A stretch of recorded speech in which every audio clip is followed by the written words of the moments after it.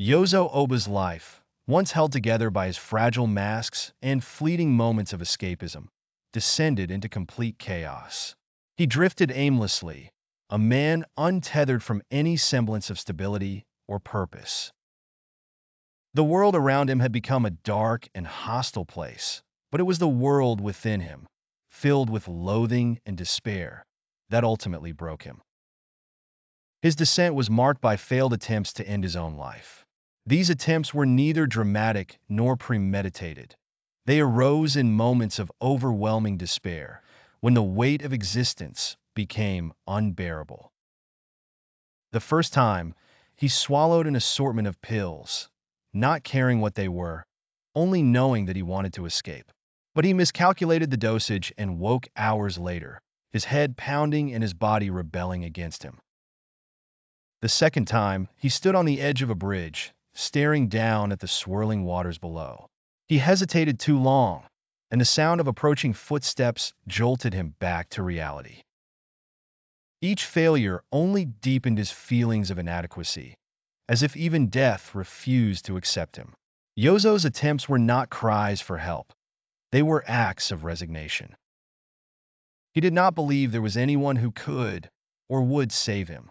To him, his life had become an unbearable burden, both for himself and for the world. He saw himself as a parasite, someone whose very existence was a blight on those around him. Every waking moment was filled with self-loathing, a deep-seated hatred that consumed him from within. The world outside offered no solace.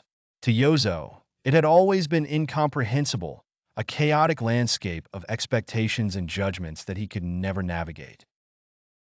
Now, it seemed even more distant, as though he were separated from it by an unbridgeable chasm.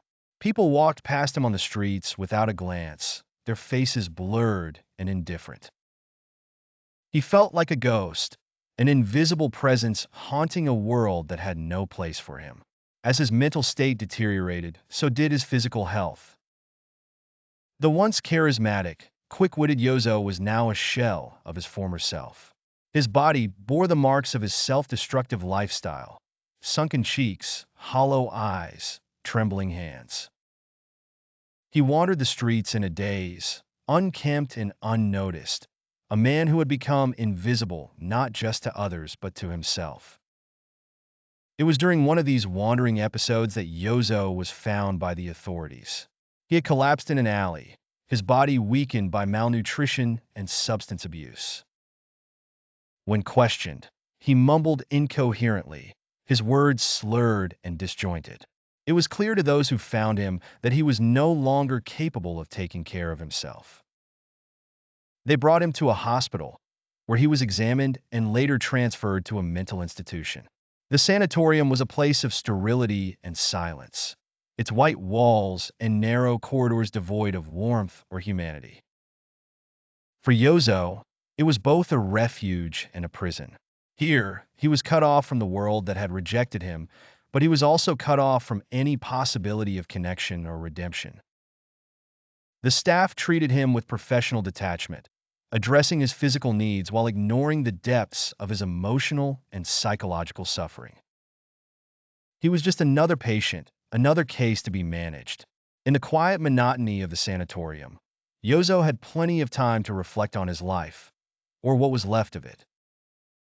He thought about the boy he had been, the young man who had tried so hard to fit into a world he couldn't understand. He thought about the masks he had worn, the people he had pushed away, and the choices that had led him here. But these reflections brought no clarity, no catharsis. They were just another form of torment, a reminder of all that he had lost and all that he would never regain. For Yozo, the sanatorium was not a place of healing, but a place of erasure.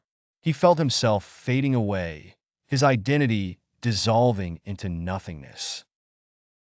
The doctor spoke of rehabilitation and reintegration, but he knew these words did not apply to him. He was beyond saving, beyond recovery. In his mind, he had already ceased to exist as a person. He was merely a shell, an empty vessel that once contained a human being. I am no longer human, he thought to himself, the words echoing in his mind with brutal finality.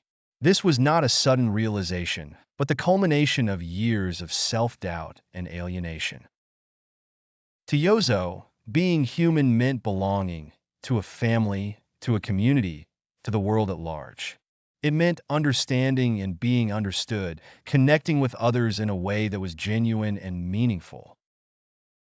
He had failed at all of this, and in his failure, he had forfeited his claim to humanity. This sense of losing his human qualifications became a central part of Yozo's identity. It wasn't just that he felt unworthy of love or respect. He felt unworthy of existence itself.